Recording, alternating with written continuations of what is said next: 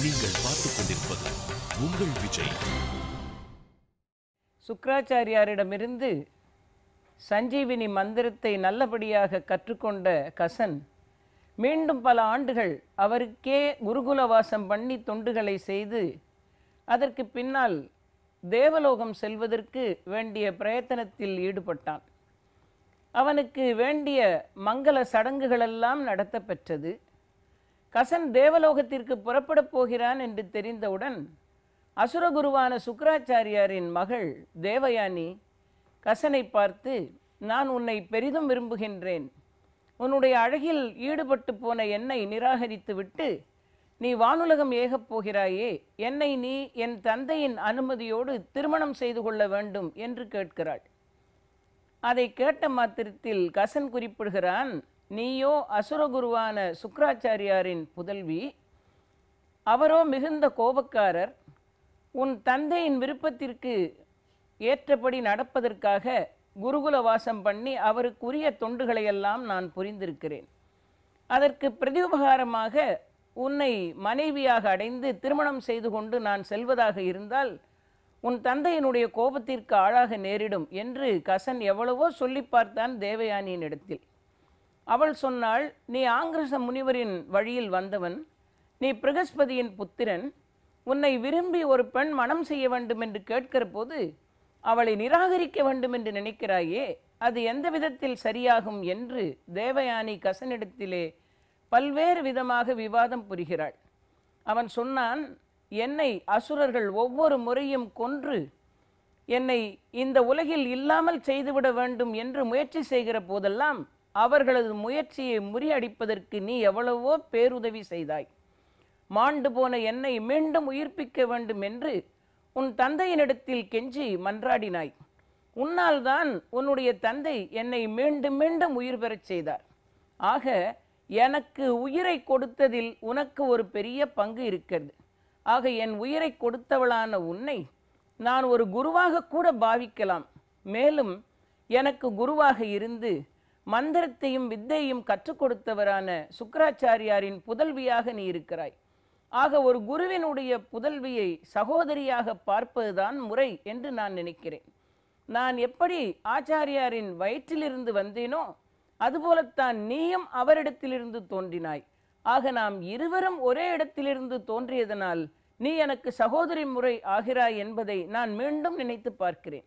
எனவே உன்னை திருமணம் செய்து கொள்வது என்பது தகாத ஒன்று, என்னை வற்புறுத்த வேண்டாம் என்று சொல்லிவிட்டு தேவயானியின் விருப்பத்திற்கு மாறாக கசன் தான் புறப்பட்டு வந்த இடத்திற்கே திரும்பிச் சென்றான். எப்பொழுது கசன் வருவான், சஞ்சீவினி மந்திரத்தை சுக்ராச்சாரியாரிடமிருந்து தெரிந்து கொண்டு வருவான் என்று தேவாதி தேவர்களெல்லாம் காத்து கொண்டிருந்தார்கள். கசன் சென்றான். இந்த மந்திரத்தை போய் தேவாதி தேவர்களுக்கெல்லாம் தெரிவித்தார். அசுரகுருவான சுக்ராச்சாரியாருக்கோ தனக்கு பணிவிடை செய்து குருகுல வாசம் பண்ணி தன்னிடத்தில் மிகுந்த பயபக்தியோடு நடந்து கொண்ட கசனிடத்திலே சுக்ராச்சாரியாருக்கு ஒரு ஈடுபாடு தான் உண்டாயிற்று. ஆனால் தன் உடன் சார்ந்தவர்களாக இருந்த அசுரர்கள் மேல் சற்று கோபமும் வந்தது. ஏனென்றால் அவர்கள் கசனுக்கு இழைத்த அநீதிகளின் காரணமாகத்தான் வேறு வழியில்லாமல் தன் வயிற்றோடு சென்று கலந்துவிட்ட கசனுக்கு சஞ்சீவினி மந்திரத்தை உபதேசம் பண்ண வேண்டிய கட்டாயம் சுக்ராச்சாரியாருக்கு ஏற்பட்டது. எனவே அசுரர்களின் இந்த அநீதியான போக்கை எண்ணி சுக்ராச்சாரியார் சற்று சினம் கொண்டிருந்தார். கசனோ தேவலோகத்திற்கு சென்று தான் பெற்ற அபூர்வமான இந்த சஞ்சீவினி மந்திரத்தை தேவாதி தேவர்களுக்கு தெரியும்படியாக செய்தார். அதை கேட்டவுடன் தேவலோக நாயகனான தேவேந்திரனுக்கு மகிழ்ச்சி ஏற்பட்டு ஏனைய தேவர்களையெல்லாம் அழைத்து கொண்டு தங்களுக்கு யார் யார் பகைவர்களோ அவர்களையெல்லாம் அழித்து விடலாம் என்று ஒன்று சேர புறப்பட்டு அவர்களெல்லாம் அதை செய்வதற்காக தங்கள் மன விருப்பத்தை நிறைவேற்றுவதற்காக தேவர் குழாத்தோடு தேவேந்திரன் புறப்பட்டு வந்தார். பாரத கதை மிக அழகாக சொல்லுகிறது. வருகிற வழியிலே சைத்திரம் என்கிற பெயரை உடைய ஒரு அழகிய சோலை வனம், மலர்களெல்லாம் மலர்ந்து மனம் பரப்பிக் கொண்டிருந்தது. பசுமையாக இருந்த அந்த அழகான வனத்தில் நீரோடைகளெல்லாம் கண்ணுக்கு இனிமை ஊட்டி கொண்டிருந்தது. அந்த சைத்திர வனத்திலே சுக்ராச்சாரியாரின் புதல்வியான தேவயானியும் விஷபர்வா என்கிற அசுரகுலம் மன்னனின் மகளான சர்மிஷ்டியும் தங்கள் தோழிகளோடு சேர்ந்து அங்கிருந்த ஆற்றில் நீராடிக் கொண்டிருந்தார்கள். அவர்கள் நீராடிக் கொண்டிருக்கும் போது தங்களுடைய ஆடைகளை எல்லாம் ஆற்றின் கரையில் வைத்துவிட்டு மகிழ்ந்து ஒருவரோடு ஒருவர் பேசி உறவாடி நீராடிக் கொண்டிருக்கும் போது சைத்திரவனத்திற்கு புறப்பட்டு வந்த தேவேந்திரன் காற்றை வீசச் செய்து ஆற்றின் கரையிலே கழற்றி வைத்திருந்த ஆடைகளை எல்லாம் அங்கொன்றும் இங்கொன்றுமாக புரட்டி போட்டான். இவ்வாறு காற்று ஆடைகளை புரட்டியதனால் சர்மிஷ்டையினுடைய ஆடை இருந்த இடத்தில் தேவயானியின் ஆடையும், தேவயானியின் ஆடை இருந்த இடத்தில் சர்மிஷ்டையினுடைய ஆடையும் மாறி மாறி இடம்பெயர்ந்தன. ஆற்றில் நீண்ட நெடு நேரமாக உல்லாசமாக மகிழ்ச்சியாக தோழிகளோடு குளித்து முடித்துவிட்டு கரையேறிய சர்மிஷ்டை போய் தன்னிடத்தில் இருந்த ஆடையை எடுத்து உடுத்தி கொண்டாள். அது தேவயானியின் ஆடை. இதை பார்த்தவுடன் சுக்கிராச்சாரியாரின் புதல்வியான தேவயானிக்கு கோபம் வந்துவிட்டது. உடனே அவள் சர்மிஷ்டையை பார்த்து கேட்டாள், என் ஆடையை நீ எப்படி உடுத்தி கொள்ளலாம் என்று. உடனே சர்மிஷ்டை அதற்கு பதில் சொல்ல முயன்றவள் சற்று கோபமாக வார்த்தைகளை வீசினாள். அவள் கேட்டாள், நான் ரிஷபர்வா என்கிற மன்னனின் மகள், நீயோ என் தகப்பனிடத்தில் கைகட்டி சேவகம் செய்கிற சுக்கிராச்சாரியாரின் புதல்வி. உனக்கு எவ்வளவு ஆணவம் இருந்தால் ஏன் இப்படி செய்தாய் என்று என்னை கடிந்து கொண்டிருப்பாய் என்று சர்மிஷ்டை தேவயானியை பார்த்து பழித்து பேசியதோடு அவள் தந்தையை, என் தகப்பனின் கையில் யாசகம் வாங்கி உண்பவன்தான் உன் தந்தை என்று சுக்கிராச்சாரியாரின் தகுதியை மிகவும் குறைத்து பேசி தேவயானியின் மனம் புண்படும்படியாக பேசிவிட்டு அதற்கு பிறகும் சர்மிஷ்டைக்கு ஆத்திரம் அடங்கவில்லை. கோபமும் பாவமும் பழி அறியாது என்று சொல்லுவார்கள். ஆக தீயை விட கடுமையாக சுட்டரிக்கின்ற சினம் நிறைந்த வார்த்தைகளால் தேவயானியை சுட்டரித்தாள் சர்மிஷ்டை. யாகாவாராயினும் நாகாக்க காவாக்கால் சோகாப்பர் சொல்லிழுக்கப்பட்டு என்பார் திருவள்ளுவர். ஆக நாவை காக்காமல் தன் வாய்க்கு வந்தபடியெல்லாம் சர்மிஷ்டை தேவயானியை பேசிவிட்டு அதற்கு பிறகு கோபத்தோடு அருகிலே இருந்த ஒரு கிணற்றில் அவளை தள்ளிவிட்டு கிணற்றில் தள்ளிவிட்டோமே, அவள் உயிரோடு இருக்கிறாளா இல்லையா என்பதை பற்றி கூட கவலைப்படாமல் சர்மிஷ்டை தன்னுடைய அரண்மனைக்கு திரும்பி சென்று விட்டாள்.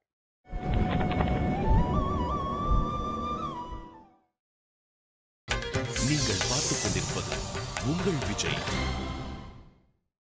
தோழி பெண்களோடு வனத்தில் விளையாடச் சென்றவள் ஆற்றில் குளிக்கச் சென்ற தன் புத்திரி இவ்வளவு நேரமாகியும் திரும்பி வரவில்லையே என்று சுக்கிராச்சாரியார் வருத்தம் கொண்டார்.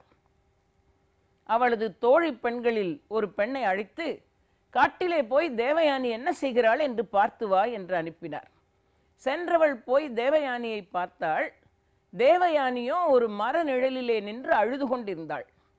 தனக்கு ஏற்பட்ட துன்பங்களையெல்லாம் தோழி பெண்ணிடத்திலே சொன்னாள். தன்னை சர்மிஷ்டை எப்படி கிணற்றிற்குள் தள்ளிவிட்டாள் என்றும் எவ்வளவு அவமானமாக தன்னை பேசினாள் என்றும் அந்த தோழியினிடத்தில் சொல்ல அவள் நேராக புறப்பட்டு போய் நடந்ததையெல்லாம் சுக்கிராச்சாரியாரிடத்தில் எடுத்து சொன்னாள். அதை கேட்ட சுக்கிராச்சாரியார் தானே தன் பெண்ணை தேடி நேராக புறப்பட்டு வந்தார். வந்தவர் தேவயானியை தன்னுடைய 2 கரங்களாலும் அரவணைத்து கொண்டு, மகளே, உனக்கு என்ன நடந்தது சொல் என்றார். அப்பொழுது தேவயானி சொன்னாள், அப்பா, என்னதான் வித்தை கற்றிருந்தாலும், என்னதான் மந்திரங்களை தெரிந்து வைத்திருந்தாலும், நீங்கள் எவ்வளவுதான் வேதம் படித்திருந்தாலும், நீங்கள் மன்னர் கையில் பொருளை யாசகமாக வாங்கித்தான் ஜீவித்துக் கொண்டிருக்கிறீர்கள் என்று உங்களை மிகவும் இழிவாக சர்மிஷ்டை பேசிவிட்டாள். அவள் தந்தை கொடுக்கிறவனாம், அவன் அரசனாம், நீங்கள் அவன் கையில் வாங்கி பிழைக்கிறவராம். இன்னும் சொல்லப்போனால் என் தந்தையின் யாசகத்தில் தானே உன் தந்தை வாழ்ந்து கொண்டிருக்கிறார் என்று என் மனதை இவ்வளவு மோசமாக வருந்தும்படியாக வார்த்தைகளை வீசி போயிருக்கிறாள் சர்மிஷ்டை. இனிமேல் அந்த ரிஷபர்பாவின் தேசத்திற்குள் நான் வரமாட்டேன். அங்கு வந்தால் ஏதோ நம் உயிரை காப்பாற்றிக் கொள்வதற்காக நம் தன்மானத்தை எல்லாம் விட்டுவிட்டு அவனிடத்தில் யாசகம் வாங்கி பிழைப்பவர்கள் என்பது உறுதியாகிவிடும். ஆக உங்களுக்கென்று இருக்கிற ஞானத்திற்கும் பலத்திற்கும் வீரத்திற்கும் அவனிடத்தில் போய் நாம் இருக்க வேண்டிய அவசியம் இல்லை. ஆக அந்த தேசத்தை விட்டு நாம் வெளியேறி விடுவதுதான் நல்லது. நான் இனிமேல் அந்த நாட்டிற்குள் வரமாட்டேன் என்று சொன்னாள் தேவயானி. அதை கேட்ட சுக்கிராச்சாரியாருக்கு, மகளின் மனவேதனையை புரிந்து கொண்ட சுக்கிராச்சாரியாருக்கு ரிஷபர்வாவை பார்த்து இதற்கு ஒரு முடிவு கட்ட வேண்டும் என்று சொல்லிவிட்டு நேராக புறப்பட்டு மன்னனிடத்திலே சென்றார். சென்றவர் காட்டில் தன் மகளுக்கு நடந்த அவமானத்தை அப்படியே ரிஷபர்வாவிடத்திலே சொன்னார். சொல்லிவிட்டு, இனிமேல் நானோ என் மகளோ இந்த நாட்டில் இருக்கப் போவதில்லை, உன்னை விட்டுவிட்டு நாங்கள் புறப்படப் போகிறோம் என்றார். அசுர மன்னனாயிருக்கிற ரிஷபர்வாவுக்கு குருவாக இருக்கிறவர் தேசத்தை விட்டு நான் செல்லப்போகிறேன் என்று சொன்னதை அந்த மன்னனால் தாங்கிக் கொள்ள முடியவில்லை. அவன் சொன்னான், உங்களுடைய கோபத்திற்கும் சினத்திற்கும் ஆளாக நான் விரும்பவில்லை. ஏதோ தவறாக சர்மிஷ்டை நடந்து கொண்டு இருப்பாள், அவளை பொறுத்தாற்றிக் கொள்ள வேண்டும் என்று கேட்டான் ரிஷபர்வா. ஆனால் சுக்கராச்சாரியார் சொன்னார், நான் என் பெண் தேவயானியின் மேல் உயிரையே வைத்திருக்கிறேன். அவளை யார் துன்பப்படுத்தினாலும் என்னால் பொறுத்து கொண்டிருக்க முடியாது. ஆக என் மகளுக்காக நான் புறப்பட்டு போகப் போகிறேன். இனி உன் ராஜ்யத்திற்கும் எனக்கும் வேலை இல்லை என்றார். அதை கேட்ட ரிஷபர்வா சொன்னான், இந்த தேசத்தை விட்டு நீங்கள் புறப்படுவதாக இருந்தால் நாங்களெல்லாம் அக்னியில் விழுந்து பொசுங்க வேண்டியதுதான் என்றான். அதை கேட்ட சுக்கராச்சாரியார் கோபத்தோடு பதில் சொன்னார், நீ நெருப்பில் வேண்டுமானாலும் போய் விழு, இல்லை ஆற்றில் வேண்டுமானாலும் போய் விழு, எனக்கு வேண்டியது என் பெண் அவமானப்படக்கூடாது என்பதுதான். ஆகவே நான் புறப்படப் போகிறேன் என்றார். உடனே ரிஷபர்வா சொன்னான், நான் போய் தேவயானியை சமாதானப்படுத்துகிறேன் என்று அந்த அசுர மன்னன் புறப்பட்டு வந்தான். தேவயானியின் காலில் விழுந்தான். பெண்ணே, நடந்தவைகளுக்கெல்லாம் நான் வருத்தம் தெரிவிக்கின்றேன், நீ எப்படியாவது தேசத்திற்குள் வர வேண்டும் என்று அவளை போய் அழைத்தான். அவள் சொன்னாள், நான் இனிமேல் இந்த நாட்டிற்குள் வருவதாக இருந்தால் உங்கள் மகளாக இருக்கிற சர்மிஷ்டை 1000 தோழி பெண்களோடு எனக்கு வேலைக்காரியாக இருந்து பணி செய்ய வேண்டும். அதற்கு சம்மதித்தால் நான் வருகிறேன். எனக்கு சர்மிஷ்டையால் ஏற்பட்ட அவமானத்திற்கும் தகாத வார்த்தைகளால் என் நெஞ்சத்தை அவள் கூறு போட்டதற்கும் இதுதான் பதிலாக அமைய முடியும். 1000 தோழி பெண்களோடு எனக்கு வந்து வேலைக்காரியாக அவள் இருக்க வேண்டும் என்று போய் சொல்லுங்கள். அதற்கு சம்மதித்தால் இந்த தேசத்திற்குள் நான் வருவேன், இல்லை என்றால் வரமாட்டேன். 1000 பேரோடு எனக்கு பணி செய்ய வருகிறவள் நான் திருமணம் செய்து கொண்டு போய்விட்டால் அங்கேயும் வந்து எனக்கு பணிப்பெண்ணாக இருக்க வேண்டும். இதற்கெல்லாம் சம்மதித்தால் மட்டும்தான் என் சினம் ஒரு முடிவுக்கு வரும் என்றாள். ரிஷபர்வா பார்த்தான், தேவயானியின் சினத்தை பெற்றுக்கொள்வது என்பது, அவளது சினத்திற்கு ஆளாவது என்பது சுக்கராச்சாரியாரின் சினத்திற்கு ஆளாவதை போன்றதுதான். ஆக தன் மகளுக்கு நேர்ந்த துன்பத்தையும் அவள் மனதில் இருக்கிற குறைபாட்டையும் நினைத்து சுக்கராச்சாரியார் தன்னை பழி வாங்கினாலும் வாங்கி விடுவார். அவர் தயவு இல்லாமல் தன்னால் இருக்க முடியாது. எனவே ராஜகுமாரியாக இருந்தாலும் தன் மகள் போய் தேவயானிக்கு பணிவிடை செய்வதில் தவறில்லை என்கிற முடிவுக்கு வந்தான் ரிஷபர்வா. தேவயானியின் சினத்தை பெற்றுக்கொள்வது என்பது, அவளது சினத்திற்கு ஆளாவது என்பது சுக்கராச்சாரியாரின் சினத்திற்கு ஆளாவதை போன்றதுதான். ஆக தன் மகளுக்கு நேர்ந்த துன்பத்தையும் அவள் மனதில் இருக்கிற குறைபாட்டையும் நினைத்து சுக்கராச்சாரியார் தன்னை பழி வாங்கினாலும் வாங்கி விடுவார். அவர் தயவு இல்லாமல் தன்னால் இருக்க முடியாது. எனவே ராஜகுமாரியாக இருந்தாலும் தன் மகள் போய் தேவயானிக்கு பணிவிடை செய்வதில் தவறில்லை என்கிற முடிவுக்கு வந்தான் ரிஷபர்வா. ஆக நேராக ஒரு பணிப்பெண்ணை அழைத்து போய் சர்மிஷ்டையினிடத்தில் நடந்ததையெல்லாம் சொல். 1000 தோழி பெண்களோடு அவளை அழைத்து கொண்டு வந்து சுக்கராச்சாரியாரின் புதல்வியான தேவயானிக்கு அவளை பணிப்பெண்ணாக இருக்க சொல். அவள் சொல்லுகிற வேலைகளை செய்து கொண்டு அவளிடத்தில் வேலைக்காரியைப் போல் நடந்து கொள்ள சொல் என்றார். சர்மிஷ்டையினிடத்திலே போய் சேர்ந்தது இந்த செய்தி. வேறு வழியில்லை. அவள் பார்த்தாள், தகப்பனின் நலத்திற்காகவும் தன் தந்தையாகிய மன்னனை நம்பியிருக்கிற மக்களின் நலனுக்காகவும் சுக்கராச்சாரியாரின் சினத்திற்கு ஆளாகிவிடக்கூடாது என்கிற அச்சத்திற்காகவும் தேவயானிக்கு பணிப்பெண்ணாக இருக்க சம்மதித்தாள். 1000 பேரோடு தேவயானிக்கு பணிப்பெண்ணாக நான் இருக்கிறேன் என்று சம்மதித்து சர்மிஷ்டை 1000 தோழி பெண்களோடு தேவயானிக்கு பணிப்பெண்ணாக வந்து சேர்ந்தாள். அதற்கு பிறகு அவள் எங்கு சென்றாலும் அவளோடு செல்ல வேண்டும். அவள் நீர் விளையாடச் சென்றால், அவள் காட்டிலே போய் வனத்தின் அழகை அனுபவிக்க சென்றால், அவள் அரண்மனையிலே இருந்தால், அவள் சுக்கராச்சாரியாரின் கிரகத்தில் இருந்தால், எங்கே இருந்தாலும் அவள் இருக்கிற இடத்தில் இருக்க வேண்டும். அவள் என்ன சொல்லுகிறாளோ அந்த பணிகளை எல்லாம் செய்ய வேண்டும் என்று சர்மிஷ்டை தன்னை ஆட்படுத்தி கொண்டு 1000 தோழிகளோடு அந்த தேவயானியோடு இருந்து அவளுக்கு பணி செய்கின்ற வேலையை பார்த்து கொண்டு இருந்தாள். காட்டிலே இதுபோல ஒரு நாள் தோழி பெண்களெல்லாம் சென்று புனல் விளையாடி கொண்டு இருந்தார்கள். அவர்கள் காட்டில் ஆடிக்கொண்டிருக்கிற போது யயாதி மன்னன் மீண்டும் அந்த வனத்திற்கு வந்தான். வந்தவன் பார்த்தான், தேவயானி உயர்ந்த ஒரு ஆசனத்தில் அமர்ந்திருக்கிறாள். அவளை சுற்றி தோழிகளெல்லாம் இருக்கிறார்கள். அவளுடைய காலடியில் இருக்கிறாள் சர்மிஷ்டை. அவள் காலை பிடித்து கொண்டு அவள் காலடியில் இருந்தாள். இந்த காட்சியை பார்த்தவன் தேவயானியை பார்த்தவுடன் அருகிலே வந்தான். பெண்களே, எங்கே இங்கு குழுமி இருக்கிறீர்கள்? நீங்கள் யார் என்று கேட்டான். அப்பொழுது தேவயானி சொன்னாள், நான் சுக்கிராச்சாரியாரின் மகள் தேவயானி, இவளோ ரிஷபர்வாவின் மகள் சர்மிஷ்டேயன்.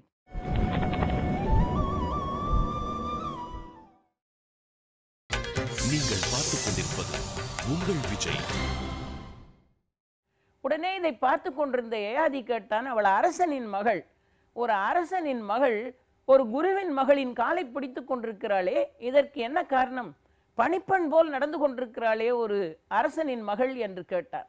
அதை கேட்ட மாத்திரத்தில் தேவயானி சொன்னாள், விதிப்படி யார் யார் எந்த நேரத்தில் என்னென்ன வேலைகளை செய்ய வேண்டும் என்று இருக்கிறதோ அதை செய்துதான் தீர வேண்டும்.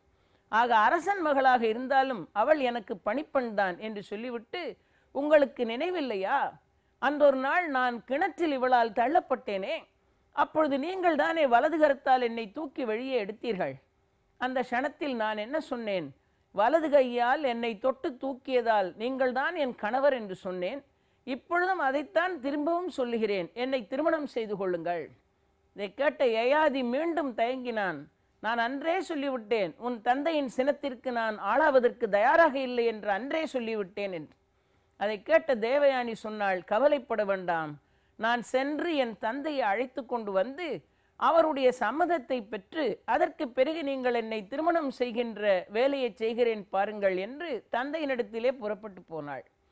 அவள் சொன்னாள், அப்பா, யயாதி மன்னனைத்தான் நான் திருமணம் செய்து கொள்ள விரும்புகிறேன், வாருங்கள் என்று அழைத்து கொண்டு வந்தாள். வந்த சுக்கிராச்சாரியாரோ மகளுடைய விருப்பத்திற்கு ஏற்றபடியாக அந்த யயாதி மன்னன் தன் மகளை திருமணம் செய்து கொள்ள வேண்டும் என்று விரும்பி அவளை கன்னிகாதானம் செய்து கொடுத்தார். யயாதியோ எல்லையில்லாத செல்வத்தை அவளை திருமணம் செய்து கொண்டு வேண்டிய செல்வத்தை கொடுத்தான். அந்த தேவயானிக்கும் சுக்கிராச்சாரியாரும் தன்னுடைய புத்திரிக்கு வேண்டிய செல்வங்களை எல்லாம் வழங்கினார். ஆக அந்த தேவயானிக்கும் யயாதி மன்னனுக்கும் பிறந்த குழந்தைதான், முதல் குழந்தைதான் யது என்று அழைக்கப்பட்டான். அந்த யது என்கிற புத்திரனுக்கு பிறகு தேவயானிக்கு துர்வசு என்கிற பெயரிலே ஒரு குழந்தை பிறந்தான். ஆக தேவயானிக்கும் யயாதிக்கும் பிறந்த 2 புத்திரர்கள் யது என்றும் துர்வசு என்றும் அழைக்கப்பட்டார்கள். இந்த 2 குழந்தைகளோடு அவள் மகிழ்ந்திருக்கும் போது ஏற்கனவே தேவயானியின் தோழியான சர்மிஷ்டையின் அழகிலே யயாதி ஈடுபட்டிருந்ததனால் அவளையும் அடைய வேண்டும் என்று நினைத்தான். சர்மிஷ்டையும் அதற்கு விருப்பம் தெரிவித்ததனால் தேவயானிக்கு தெரியாமலேயே சர்மிஷ்டையை கூடி கழித்தான். ஆக இருவருக்கும் வந்து பிறந்தது ஒரு குழந்தை, திரிக்யு என்கிற பெயரோடு ஒரு குழந்தை வந்து பிறந்தது. இந்த குழந்தை யயாதியின் குழந்தை என்பது தேவயானிக்கு தெரியவில்லை. சர்மிஷ்டை ஒரு புத்திரனை ஈன்றெடுத்திருக்கிறாள் என்று தெரிந்தவுடன் சர்மிஷ்டையினிடத்தில் போய் கேட்கிறாள் தேவயானி. அசோக வணிகை என்று அழைக்கப்படுகின்ற ஒரு அழகான தோட்டத்திற்கு நடுவில் இருந்த ஒரு மாளிகையில் சர்மிஷ்டை தோழி பெண்களோடு குடி வைக்கப்பட்டிருந்தாள். தேவயானி அங்கே சென்று, எப்படி இந்த புத்திரன் உனக்கு வாய்த்தான் என்று கேட்டாள். அப்பொழுது அவள் சொன்னாள், ஒரு மகரிஷி என்னை தேடி வந்தார், எனக்கு என்ன வேண்டும் என்று கேட்டார், நான் புத்திரப்பேர் அருள வேண்டும் என்று கேட்டேன், ஆகவே எனக்கு அவர் காட்டிய கருணை என்றாள். இதை கேட்ட மாத்திரத்தில் தேவயானி சொன்னாள், யார் அந்த மகரிஷி என்று? மகரிஷி என்று மட்டும்தான் தெரியுமே தவிர அவர் முகத்தை நான் பார்க்கவில்லை, அவரை இனங்கண்டு கொள்ளவில்லை என்றாள். ஆக இதை கேட்ட மாத்திரத்தில் தேவயானி சமாதானம் அடைந்து திரும்பி சென்று விட்டாள்.